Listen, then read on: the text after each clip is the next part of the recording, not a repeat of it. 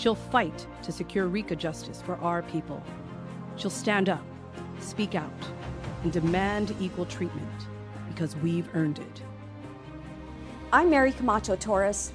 I'm ready to be your voice in Congress, and I will finish the work. I'm Mary Camacho Torres, and I approve this message. KUAM News headlines are presented by Calvo's Insurance, protecting Micronesia for 85 years. Matson and the Adai Itano program. Apply at matson.com and McDonald's of Guam. I'm loving it.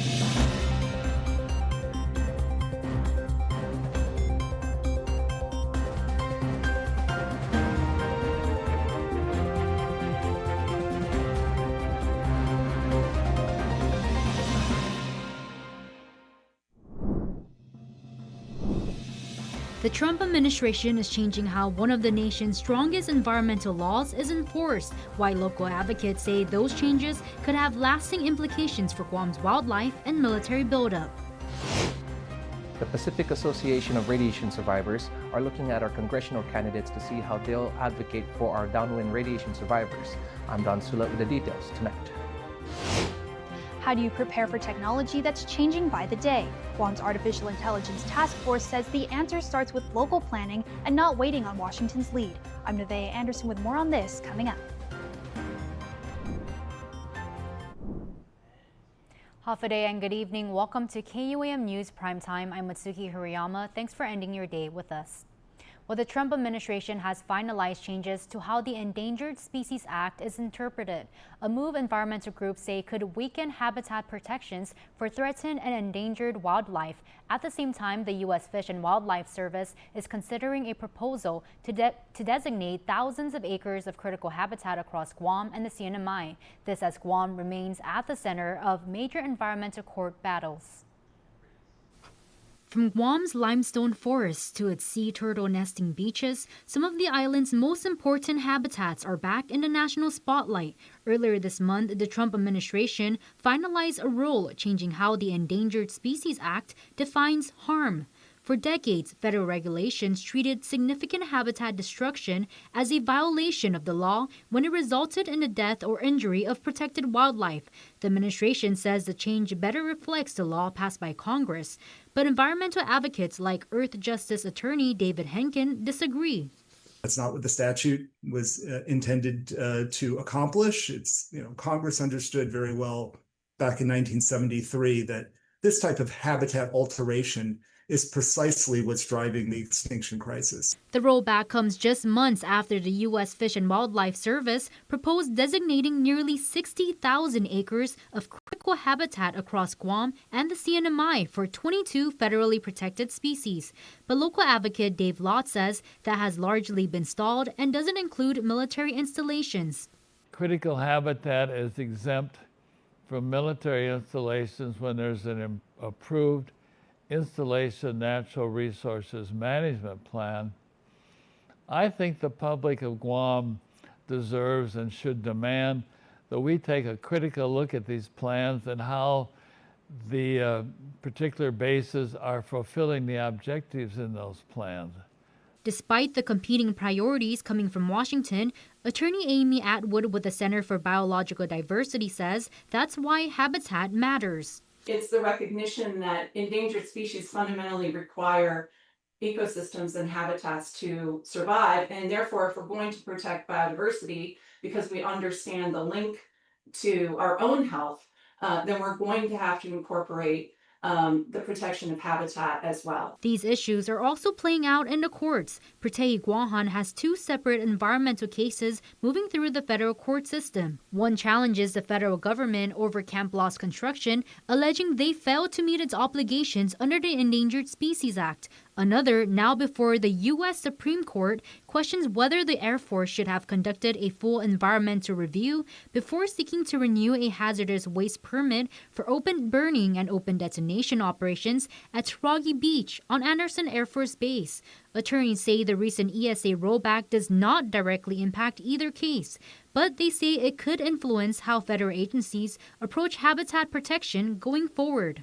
The biggest concern, the biggest impact could be in the way that the agencies themselves view their responsibility. When limestone forest and other habitat are destroyed, people in Guam understand that their native species have suffered as a result of that. The Trump administration's changes are already being challenged in federal court. Meantime, for local advocates like Pritehi Guahan's Muñeca Flores, the federal actions boil down to the same question. How should Guam protect the habitats that its endangered species depend on as the island and buildup continue to grow? We want to see these species return and thrive in our islands. We would love to see populations of fanihi flying here in Guam like they do in other islands. We would love to see, our people still have access to these traditional medicines, and we need habitat protections. We need the Endangered Species Act to be upheld in order, for these species to thrive for all future generations of Guam. The team at the Guam Election Commission was hard at work today, not only registering voters and helping candidates through the process, but also preparing the Yoji Calvo Fieldhouse as the ballot tabulation center. The college's gym is being transformed into Election Central, the hub where all 19 voting precincts will gather with their ballots to be counted and prepared to see who advances to November's general election. As we speak, the GEC's board of directors is holding a final pre-election meeting to ensure procedures are followed, and then the fun traditional test run of a sample batch of ballots through the tabulator devices themselves. Well, the fight for RICA justice has spanned generations, with many Guam families saying they've waited far too long for acknowledgement and compensation. At Tuesday night's Congressional Candidate Forum, the island's 3 delegate candidates faced questions on how they plan to push the issue forward in Washington. Don Sulat has more. The Pacific Association of Radiation Survivors is continuing their fight to include Guam in the Radiation Exposure Compensation Act, or RICA. To aid in their fight, PARS is looking to our island's voice in Congress, with the association hosting a forum at the University of Guam, where Republican candidates Mary Camacho Torres and incumbent James Moylan, as well as Democratic candidate Alicia Limtiaco, were put on the hot seat. Limtiaco telling attendees of her 3-pillar strategy to include Guam in RICA. The 3 pillars for Limtiaco are a clear legislative plan with a comprehensive congressional committee report, building strong coalitions and alliances, and moving the locus of control to Guam. As a delegate, the strategy would be to move control over records, outreach, evidence building, and implementation again closer to Guam here in Guam. Meanwhile, Republican candidate Torres says that her strategy is to work with other delegates in Congress and is looking at what worked in the past. Torres saying that, quote, RICA moves when it is attached to something that has to pass, such as the Reconciliation Bill or the NDAA, end quote. But we begin by building the majority party coalition, working with parties controlling the agenda instead of introducing a bill without first building the votes needed to move it. Meanwhile, incumbent Moylan is looking at a joint effort with other states and territories affected by the downwinds of radiation exposures that were not included in RICA. It includes all of us as a strong group of people. This is a different approach than we did before. This is a different approach with coalition. This is a different approach with a big body that we can take this even further. The fight on who will represent Guam on the national stage continues as the primary election is just around the corner on August 1st. For KUAM News, I'm Don Sulat. Over in Manila, 4 of the 5 teams that are in the race for Adelup participated in a youth forum at the University of Guam. Conceived, organized, and moderated by recent GW graduate Genesis Babalta, the event fielded a range of topical questions affecting local young people, many of whom are able to vote for the first time in this Saturday's primary election. Among the several dozen island residents in attendance were several of KUAM's Spark ambassadors who soaked up the opportunity to dialogue with the candidates and make social media content for their generation. Documenting their experience, here's some of the topics the candidates discussed. So I want to ask, thinking back on your own youth, what is one memory that helped shape the person you are today and the leader you are? What lesson from that experience would you want young people on Guam to carry with them? What exact education or school facility milestones would your administration complete within its first year? And how would you make sure young people can hold you accountable if that promise is not met? Many young people on Guam feel they must leave the island to find better jobs start a business, or afford a home and raise a family. What specific policy would your administration put in place to attract and retain young professionals, entrepreneurs, and future community leaders? What measurable changes should young people expect to see during your first term? And our Sparkies are putting their report together, so look for it ahead of this weekend's primary. The Republican gubernatorial team of Frank Blas Jr. and Dr. Mario Cotto weren't able to attend due to prior commitments. Well, now one aspect of this election season is giving it some personality and giving the children of Guam the opportunity to take ownership of it. So when you cast your ballots, either with early voting, out of office, or at this weekend at the polling sites, you'll get a commemorative sticker designed by some amazing students as a keepsake. Here's Jason Solis at the GEC with the details. Yeah. Okay, let's talk about these beautiful I voted stickers. And Maria, last time I talked to you when we were at the Westin, you said you didn't have any samples in front of you, but these are the 3 divisional winners, and they are absolutely gorgeous, right? This is, what divisions are they? To the left is elementary. Middle is middle school. And the last one is high school. And I love the fact that they use the koku. The koku is actually voting. Yes. Have you actually seen any koku come in and actually cast their ballots? No. That is great symbolism, though. It is. So a lot of people took that one. Okay. So they the had middle choices. school. The middle school one is exceptional too, because you actually see a human hand depositing. Yes. Yeah, and the coloring in the elementary division, isn't that great? Is outstanding, and they're using the Sackman. They're using so many icons and symbols that are so emblematic of our culture. Yeah. Yes, okay. And so, Jason, it was the hard work of a bunch of students, teacher students, and regular students from UOG that put together the contest. Okay, so Maria, what do people know leading into Super Saturday and about any additional deadlines, requirements? And because again, we are here to help you guys do your job to the very best of your ability. People want to know when they show up to the polls or their village polling stations, what can they bring, what can they not bring? Okay, always, please bring a validly issued photo ID. That's important. So Guam driver's license, real ID. Okay. Even government ID, government employee ID is good. High school IDs with the pictures are good. Guam high school IDs. UOG ID? UOG ID. I still have mine. ID. Try to use it on Super Saturday. Also, that's the most important for Election Day. Before we get to our break, here is our KUAM recovery tips brought to you by IT&E Connections That Matter. This safety tip is brought to you by our partners at IT&E Connections That Matter.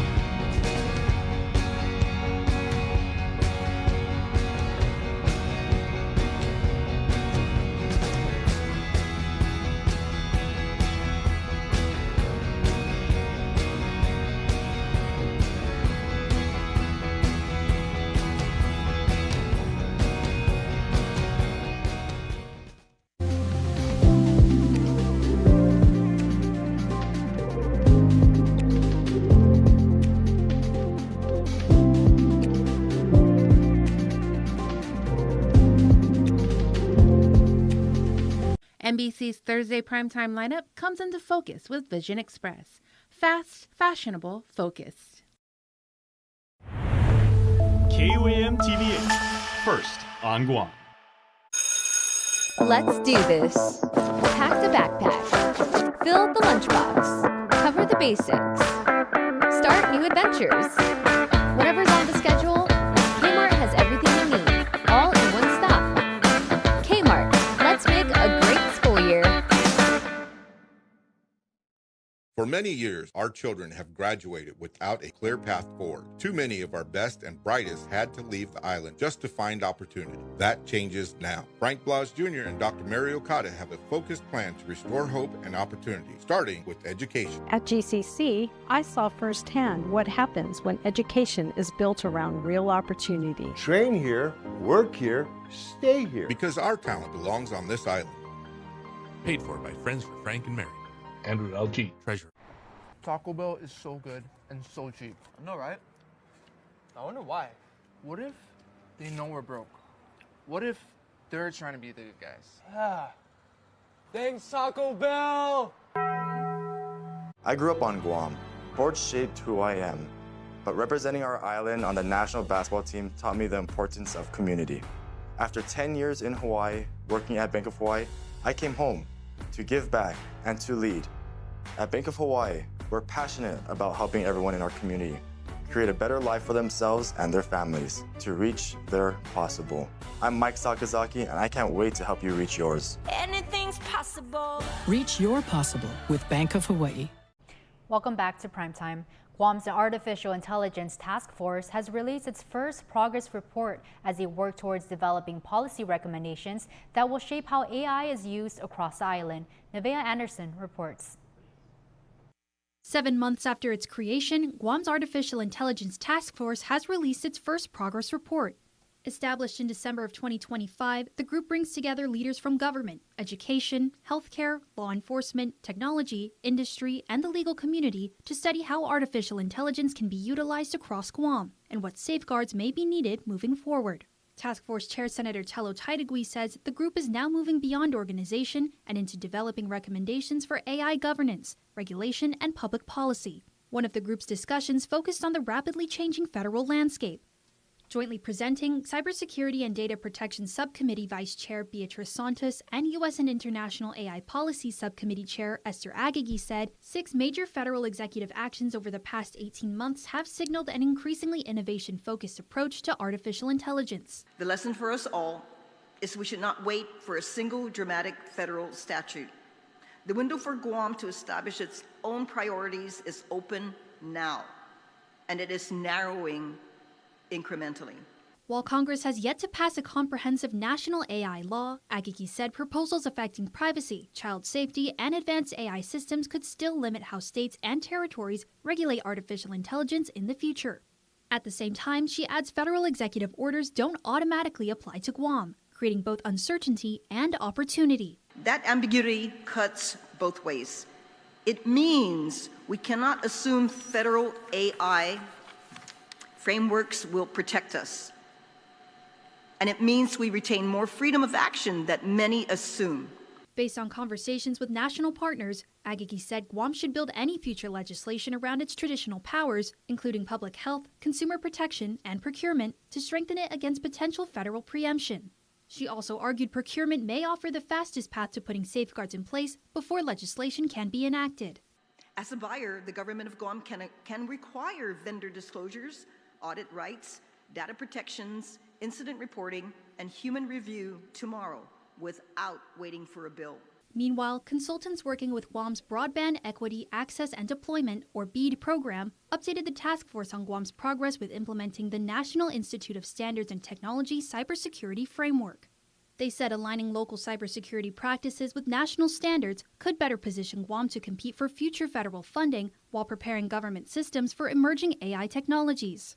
The task force was initially funded with $25,000 from the Guam Economic Development Authority's marketing budget, but Senator Taitagui says additional funding may be needed to expand public outreach, bring in more subject matter experts, and continue developing policy recommendations. As federal AI policy continues to evolve, task force members say the decisions Guam makes now could shape how artificial intelligence is governed for years to come.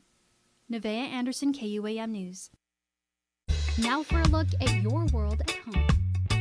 Let's take you now downtown to Hagåtña, where we have a beautiful shot of beautiful sky and beautiful water at Boat Basin. Maybe I go, maybe I stay.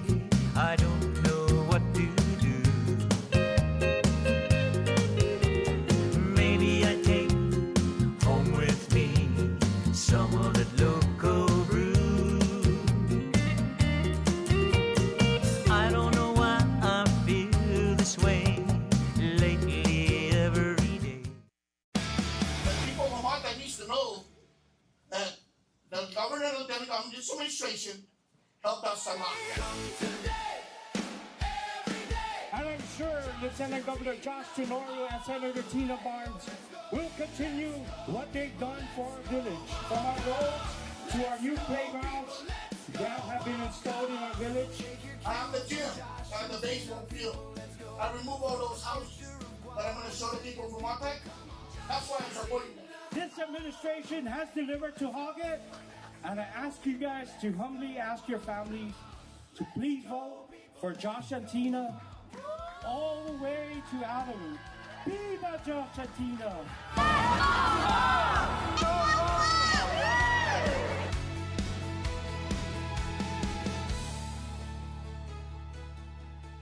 I'm Josh Tenorio. And I'm Tina, and we approve this message. Now it pays to spread the Better Together experience. With our brand new referral program, you can earn up to $150 in account credits for every referral you bring in. That's right, family, neighbors, friends, even your coworkers. Just pass them your account name and account number. When they sign up for Docomo Pacific service and drop your info, cha-ching! Credit applied. So spread the word and start stacking those savings. Additional conditions may apply. Docomo Pacific, we're better together.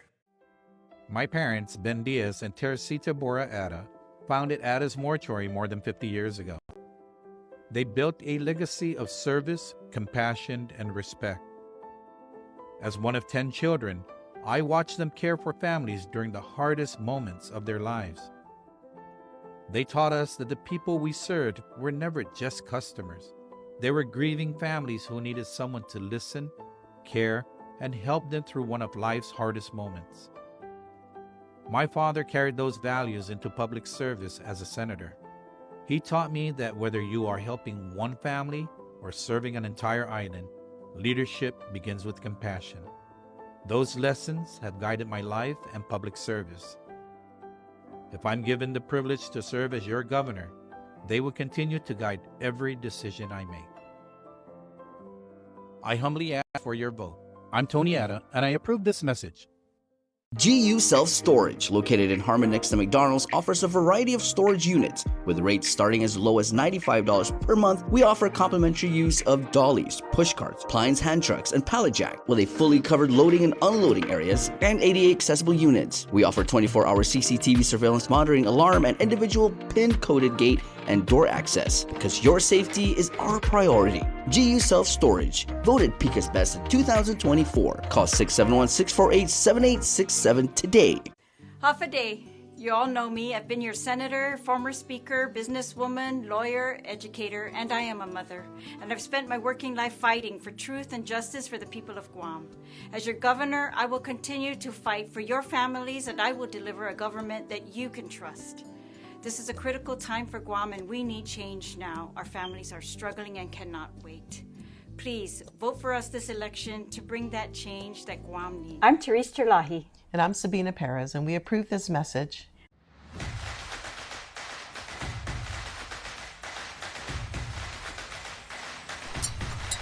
Tonight's sports feature is brought to you by Cars Plus. Okay. Go ahead. Wait, no, you start. Okay.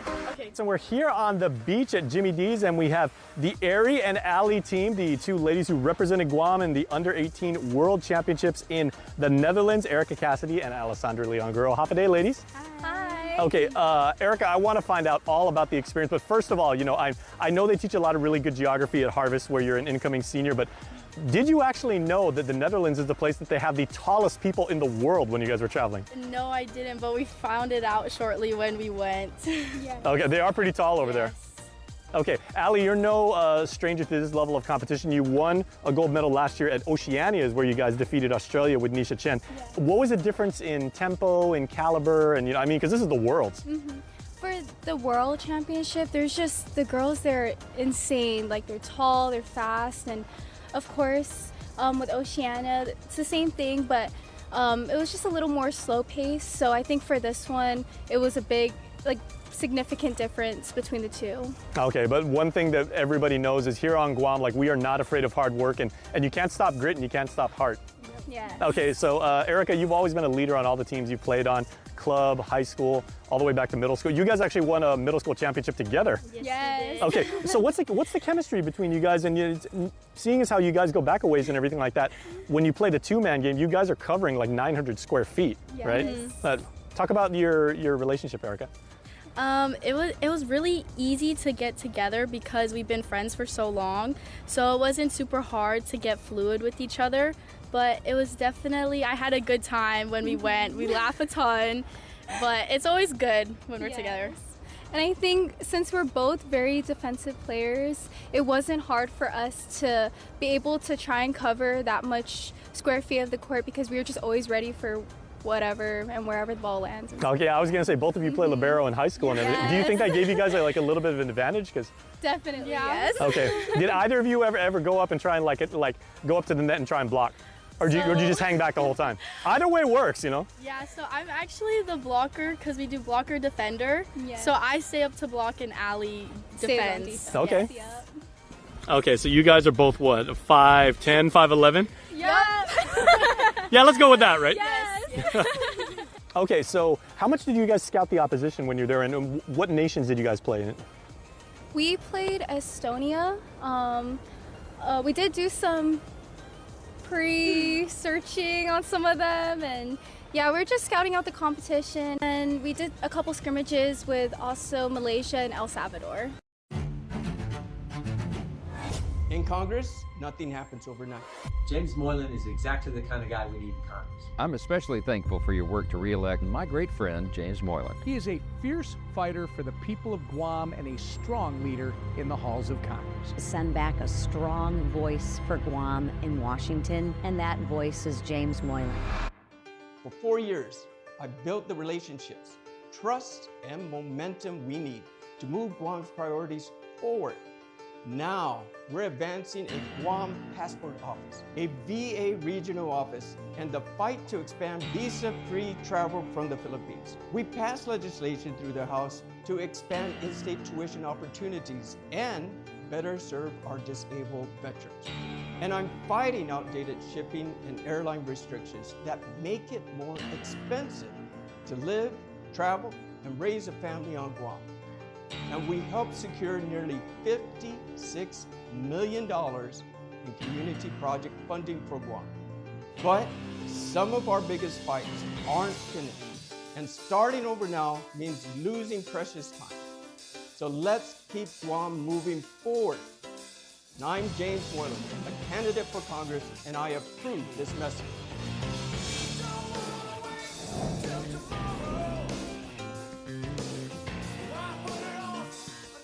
Don't need a work break, keep the smile on your face. The moments you can't replace, and I'll be around. Whoa. You can count on me. You can count on me for life. Wherever life takes you, we're always here for you. Calvo's Insurance. Count on us for life. This past year, we've been focused on moving Guam forward, strengthening oversight in our schools, supporting our veterans, standing up for students and families, and working on policies that open doors for our people. For me, public service has never been about headlines. It's about showing up, listening carefully, and doing the work that matters. There's still more to accomplish, and I'm ready to keep pushing ahead. I'm Senator Vince Borja, and I humbly ask for your continued support. My name is Vince Borja, and I approve this message. In honor honor of America's 250th anniversary, Jeep and Captain America are saluting real captains of America. All clear, Cap. Heroes like Captain Nuger, Captain Enda. Team, I got eyes on Cap. Captain Murray. Copy that. Captain McCall.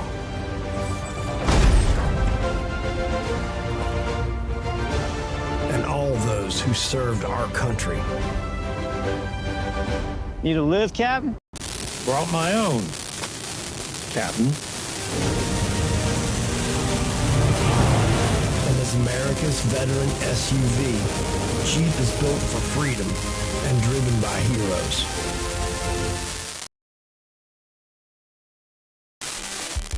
News Bites is brought to you by Docomo Pacific. Better together. Fresh new clothing. Original custom design apparel of Guam and the Marianas.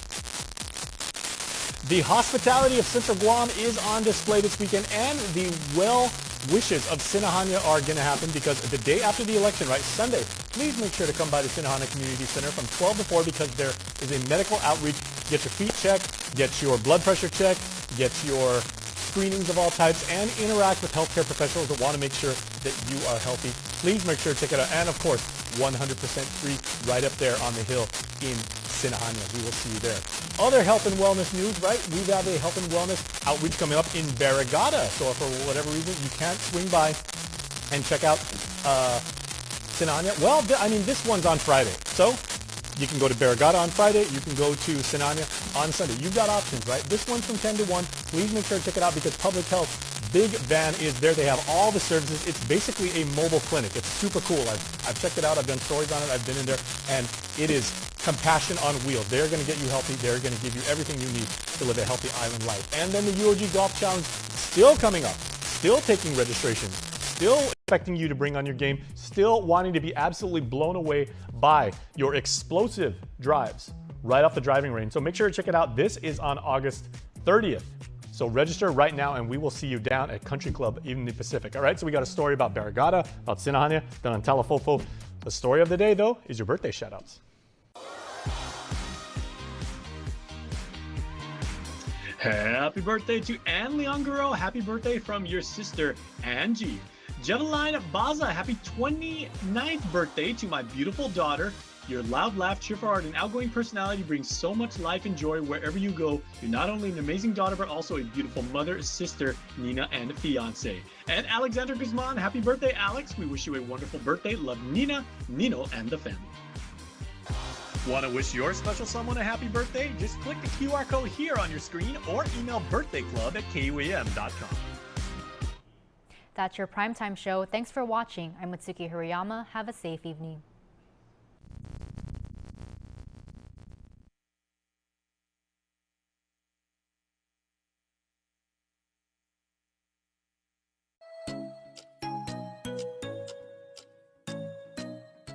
Local Music Mashup is brought to you by Burger King. You rule.